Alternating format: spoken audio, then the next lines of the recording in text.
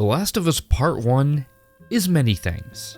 An experience, an emotional roller coaster, and a lesson on the quality gamers should expect from studios in this industry. And if you disagree to at least one of those things, then you can go suck a toad scrotum. Please, don't. To this day, it remains a classic. Yeah, it has some exceptionally heavy subject matter. Kids dying, self-voiding, insane amounts of violence. Yet, despite that, oddly enough, many people return to the game and have sunk countless hours into it. Some return for 2 to 3 playthroughs, but unhinged people like yours truly latch onto a game like this like a cowboy holding on for dear life trying to prove their manliness on that mechanical bull, sinking at least 7 playthroughs out of it. Actually, no, I'm pretty sure this last run I did for this video makes it 8. But you know what's even more mind-blowing than how decayed my mental state is?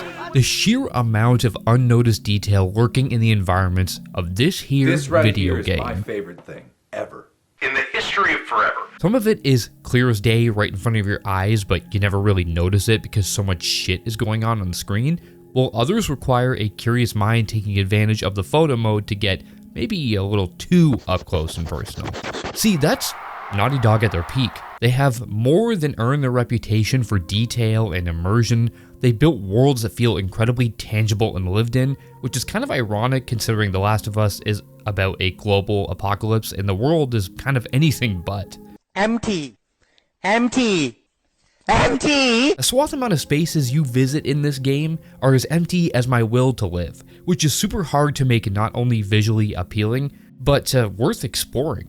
They aren't just hallways and deteriorating buildings that are there to get you from point A to B. No, they all tell a story. Many of them evoke this eerie, untamed undertone which often clashes with this uncomfortable sense of an eroded past. Take this room for example, okay? This isn't just a room you can explore in one of the many open houses in the game. It used to be a bedroom, an everyday safe space to get away from the world. It tells the story of athleticism, determination in the sport of baseball, and the love of a long-lost family pet.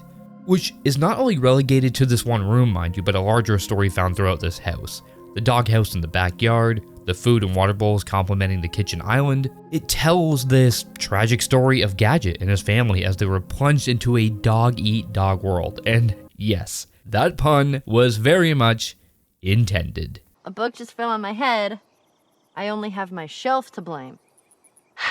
Now granted, these particular small environmental details aren't necessarily hidden, they were placed here to evoke a feeling, but the thing is, you can still miss the context if you don't explore.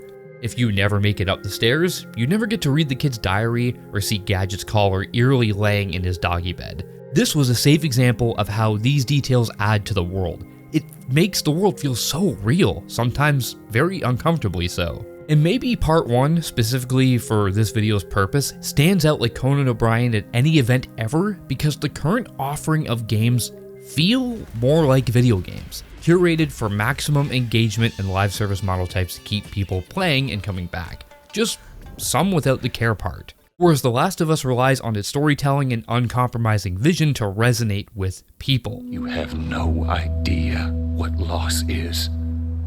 Now, I'm not saying there's anything wrong if you like live service games. Psych! It's just that deep immersion is my jam. It's the Cool Whip to my pumpkin pie, the gas to my engine, the olive oil to my frying pan. I need it! I don't just want to have fun. No. I want to escape this plane of existence. I want to feel like I'm locked up in Alcatraz, plotting my escape to foreign lands as I take in the warm sun, while sipping that fresh coconut milk straight from the source, only to realize that, well, the joy of life is really found in the small things. And what a way to transition into the many details up for discussion today. Hit it, boys! Now, where better to start than where it all started? Interior Tommy's truck. Can we hear us on the radio? Yeah, sure thing. This is one of the game's many set pieces, a perfect introduction to how the world began to fall. But unlike the others, you as a player are very much on rails. You have no control over Sarah other than which way she looks out the windows, yet right in front of you are just some of these nice touches. The gauges in the truck aren't just for show, they actually work as they would, reacting to the vehicle's changing speeds. But wait, there's more! The digital display, it's green. Wow. But have you ever noticed that when Tommy tunes the radio, it displays changes from CD-ROM down to 154.9 to 154.7? And if you listen close enough to the radio host, he'll exclaim that the roaches found throughout the game hate light.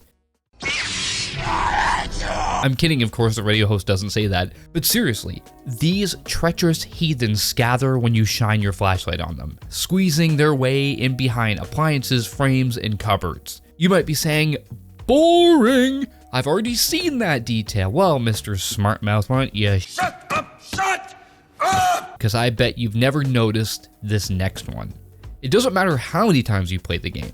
Pizza. Everyone loves pizza, right? Hell, even people with dairy intolerances can enjoy pizza now. Or you can be unhinged like one of my friends and just take the cheese off the pizza altogether. You disgust me. But wait, this video got off topic. How does that correlate to The Last of Us? Well, think again. See, throughout the game, you'll mosey on through some restaurants. Everything seems in order. They got a menu, soda fountains, all the huge stuff you'd find in a restaurant. But in order to make true authentic pizza, everybody knows you need a pizza oven. Anthony knows it, seeing how you can find one in the back of Anthony's restaurant. Not just an oven, but a pizza oven. Crazy, right? Well, You fool! my friends, it does not end there. In an upper-class hotel restaurant called Todd's Steakhouse and Bar in Pittsburgh, you'll find another one. But get this, it looks more expensive and thus nicer to match the quality of the restaurant. How easily they could have gotten away with just a simple model reuse, but they went that extra mile for no one other than really themselves and the sake of immersion. However, just because they have a pizza oven doesn't really mean the place actually served pizza, right?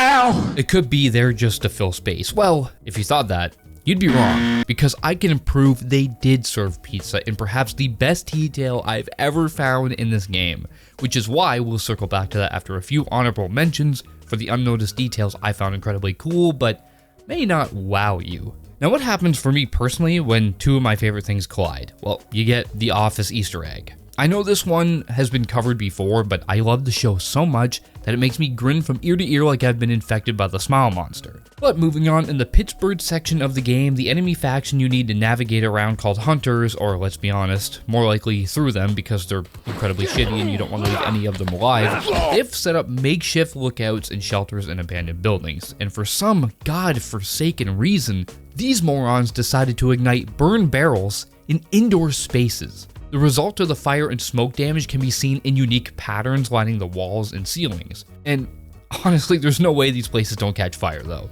But wait, did somebody say fire? Did somebody say arson charges? Stop right there, criminal scum! Well, you better contact Natalie and Vegyard's legal group for all your defense needs. Look, I'm really trying with these transitions, okay? This law firm is a location you need to go through in order to get through the quarantine zone chapter. However, you don't need, nor is there any incentive to explore this place. But if you do, you'll find that all of the desks have unique nameplates attached to them. Like I said, I just want to reiterate this. There is no reason to go in 3 of these rooms, but this impressive detail remains nonetheless. Just like the remnants of an empty paper towel roll.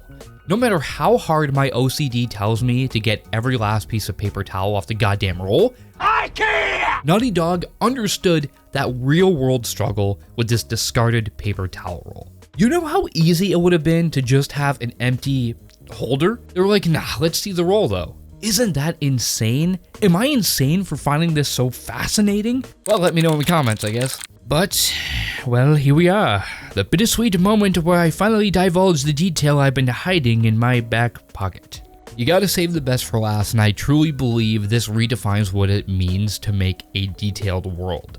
1, because it's so hard to find, and 2, it's so hard to see that 99.99999% of gamers would never have had the inclination to investigate it. When you go into any restaurant, you have your order taken. A member of the waitstaff comes over, writes on a piece of paper, boom, bada bing, you get your order. Todd's Steakhouse and Bar is no different, or was no different, I guess. Which is why lining the front of the kitchen are food tickets. Readable food tickets, each with different food items, and get this, a variety of handwriting styles showing the distinction between the staff. I told you I could prove pizza was made here, because pizza is on one of the tickets. Then you get the chef special, but also the New York strip, Caesar salad. Hell, they even put fucking handwritten notes about customers on these goddamn things.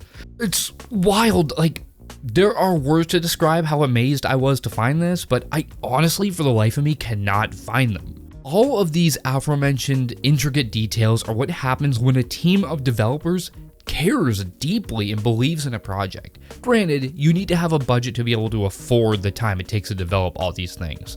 It's a luxury and a privilege, but it pushes the game that extra mile, creating a world that doesn't require much effort to pull you in. The thing is, immersion isn't something The Last of Us Part 1 needs to constantly fight for with the player. It's baked into the game as a core pillar, almost like a mechanic of its own. It doesn't matter where you go. Every space adds to the world, whether it's how the rain flows off objects and sprays in the wind, how every establishment has their own distinct interior architecture, or how the sheer amount of small diverse objects mimic their locations. Art supplies in the museum, flasks, test tubes, and centrifuge machines in the university's science wing. The world still makes logical sense despite its twisted and cruel reality. The effort within these details are really just a small slice of why this game is among my favorite experiences of all time. It's not just a video game, it's a piece of goddamn art. If you would like to see a similar video to this for part 2, let me know. I'd be happy to dive in and do another playthrough of that game.